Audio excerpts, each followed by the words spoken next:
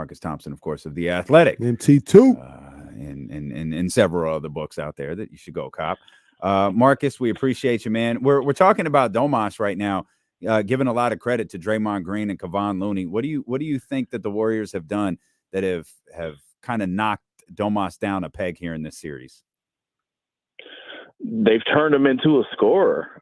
I feel like that's the strategy. It's like, hey man, you want to go one-on-one? You want to cook Loom? Go ahead, because in all fairness, as good of a player he is, 30 from him don't kill you. Where he kills you is the 20 and the 10 assists, right? Where he kills you is like, all right, now you got a double, so let me kick over here, let me kick over here, let me hit that, like kind of the hub. And the part that makes it such a tough matchup for him is like that's basically the Warriors' offense. Like that's what they do. They use their big man as like this hub. It was like Bogut. It's Draymond. Now it's a little bit more Looney. So they know how that works. They know why this person is valuable.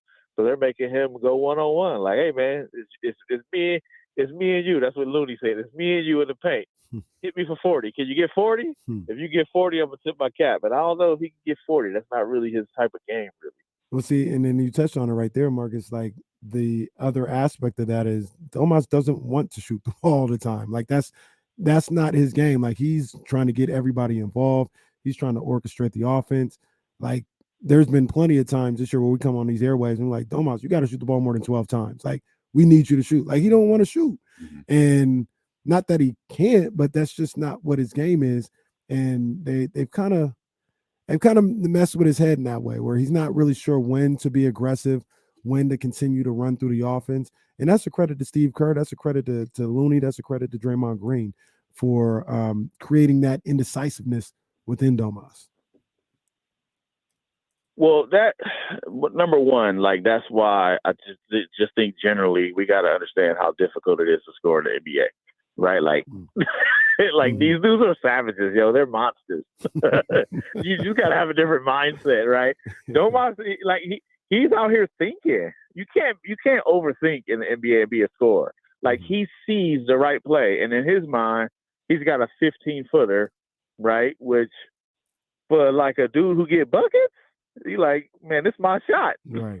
But he's out here thinking, I got Kevin Huerter, I got De'Aaron Fox, right? I got Keegan Murray. Like, this is not the highest percentage shot for us, right? And that's where, like, that's not a knock on him. Like, that's smart basketball. But this is where good coaches kind of use that against you, and they need like a dog. Like, and this is why, like, when you see what Fox is doing. Like you got to respect it from a different perspective, because like he gets this bucket, man. Like I'm getting to the spot, this is money, and some of those dudes think differently, and I think it's a smart way to like kind of use that against them. And other guys, you use it the other way, right? Where it's like, I know you ain't thinking about passing the ball, right. So we gonna milk that. Like that's the chess of NBA playoffs. Like this ain't checkers, as Alonzo said from training day. This chess. Well, who cooked up the chess move? When did the facade of bringing Draymond Green off the bench start? Like who cooked that? Who cooked that up? That was. I think that was like a Draymond reading the room and seeing, like, I put us in a bad spot. How could I fix it? And it was hard to watch that game and see, right? It's hard to watch that game and not see, like, they had a lot more spacing. Everything was a little bit more fluid. It was way harder to stay with Steph when you have two guys who can help off their man freely. And it was like, hey, like, this makes sense. And, like, Draymond's going to always read the room. He's going to always see the smart play. And I bet 1,000% he also knew, but I'm going to be on the court at the end of the game because you ain't winning without me. And that's also true as well, right? Like, well, he was on the court at the start of the third quarter, too. That's the part that makes the whole thing look like it was fake. Like, why did he start the third quarter? I don't think it was fake. I thought, I know you were watching. Fox was cooking wickets. Like, you had to do something. You can't just, like, in game 3, Fox didn't cook Wiggins, right? Like, he did well on Fox, right? And like, but once you saw, well, I mean, he was getting to a spot and he wasn't missing.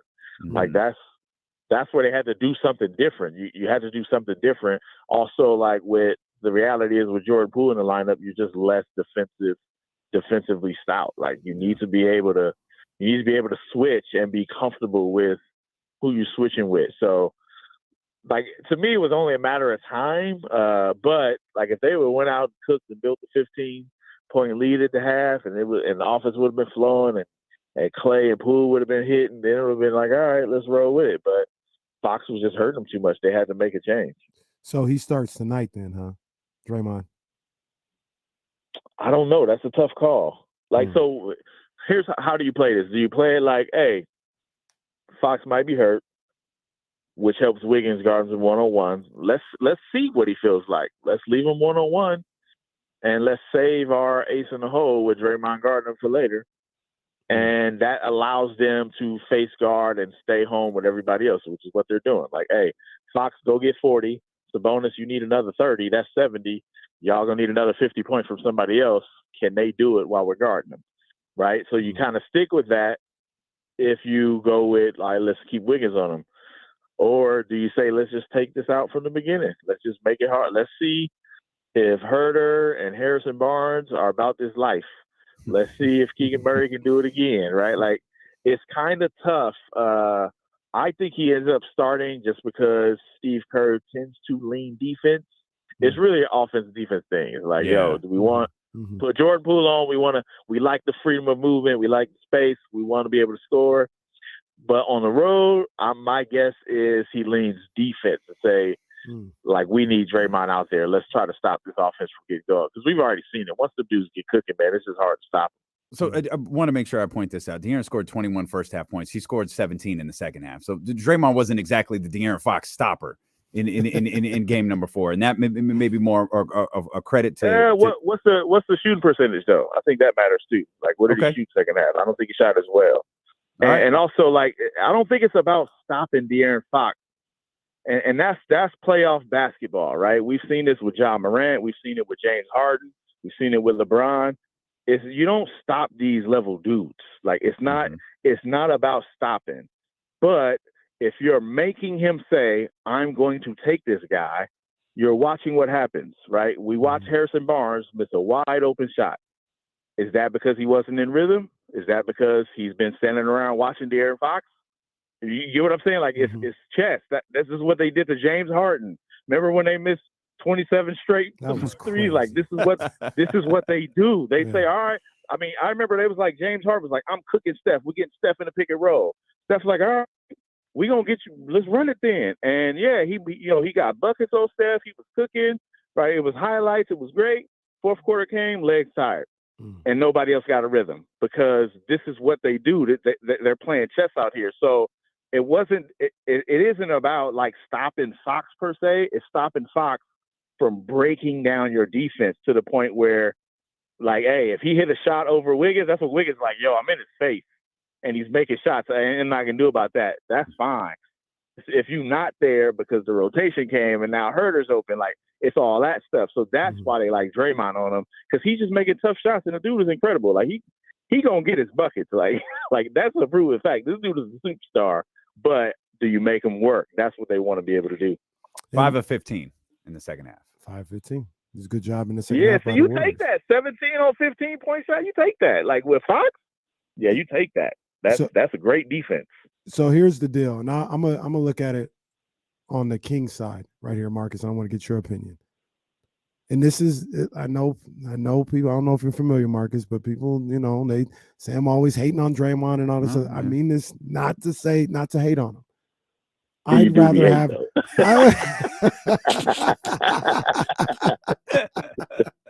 Look, but this one is just pure how I would want to play against the Warriors. I'd rather have Draymond out there. Yes, they're a better defensive team, but they are very predictable and easier to guard on the offensive end with Draymond and Looney. I want to make that preference. If Draymond's out there by himself, if they're doing the one big thing, then that goes out the window. But if they want Draymond and Looney out there if I was the Kings coach, I can handle that. Like I can handle that as opposed to them spreading out our defense, making us chase, making us help, shooting the threes, things of that nature. So yes, you're better on defense, and maybe you're slowing down Fox a little bit, but our biggest weakness, which is our defense, you're making it a little easier for us. So I would want that big lineup out there as much as possible. Yeah, it makes a lot of sense in that way, right? Because and the bigger thing is, like, question number one whenever you play the Warriors is, what are you doing with Steph?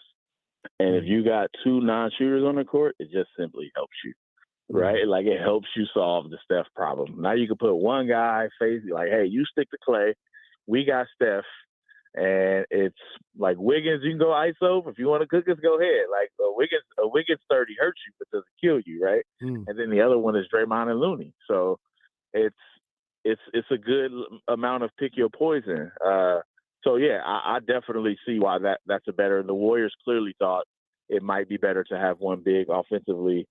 The only other question I'd be wondering if I'm Mike Brown is, does it make the series? Does it make the pace? Does it slow it down too much? If they have a more stout defense and they can get stops and stop you from running.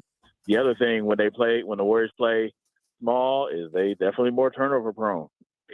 Yeah. Like they're moving the ball. Like I said, they taking a lot of shots. They're in that mode where we getting buckets, and it gets to be like a half court to half court when Draymond's in there and Looney. It's harder for the Kings to score. And I wonder if it's better to just free flow and spread it and get it wide open, not for Fox, but for guys like Monk, for guys like Davion, right?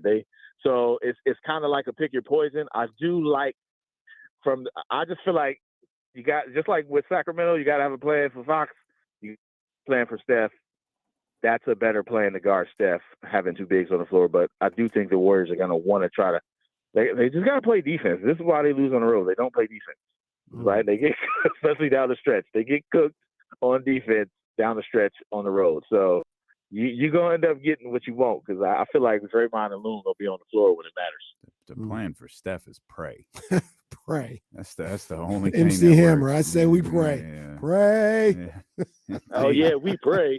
See, Marcus knows what it is. Marcus knows what it is. That's Oakland's finest right there. Marcus, we appreciate you as always, my man. We'll see you tonight. What I tell y'all, was not right. No matter what, if they walk out the series, you telling me you start naming the top three teams that come out the West in the future. You telling me Sac ain't on that list now? Nah, you called it. You called it straight up. They didn't gain like, everybody's respect. Bruh, I told you this team is like, and like game 4, they down, like that was ball game. Most teams, that's ball game. Clay hit that 3 at the buzzer at the end of the third. Yeah. And he hopping on 1 foot. Yeah. We done seen so many teams crumble off that. Hey, y'all got to stop this, by the way. This is my mentorship to y'all, to my fellow media people. Y'all got to stop taking this stuff personally, because you're gonna be doing it too. Hey man, what you reserve the right to do when it's the Kings doing it. You're gonna be like, nah, man, Warriors. This is fair play. We got about 3 to 5 more days. Play Memphis, watch. We got about 3 to 5 more days of this, Marcus. We ain't stopping. Marcus said this is mentorship. Marcus was the dude who shook me by calling me an OG in game 1. I'm not gonna be an OG and a mentor. Be a mentor. Don't be taking mentor in this playoff media thing. Don't think it's personal when Clay is out here arrogant. Like it's not personal. He was out there doing the sturdy out here on us, man. He was sturdying on us, man. Hey, we tried to look this up. This has been scrubbed from the internet. How old are you? Oh, 45. See, with us, man. He called me an OG. Okay, calm down. You about to be 40. You calm down. You calm down. You about to be? Did you just say with us? Is that what you just said? I mean, I got about 2 more months, man. Then I hit 40. Man, you ain't got a gray on you. Cut it out. They're coming. They're coming, and I'm about to do a LeBron. I've already made the decision. I'm definitely getting the Beijing black. I'm doing the LeBron. I'm not ready. I'm not ready, Marcus. As long as you ain't out here sweating in these streets, you don't want that streak down your temple. we appreciate you, Marcus. We'll see you tonight. All right.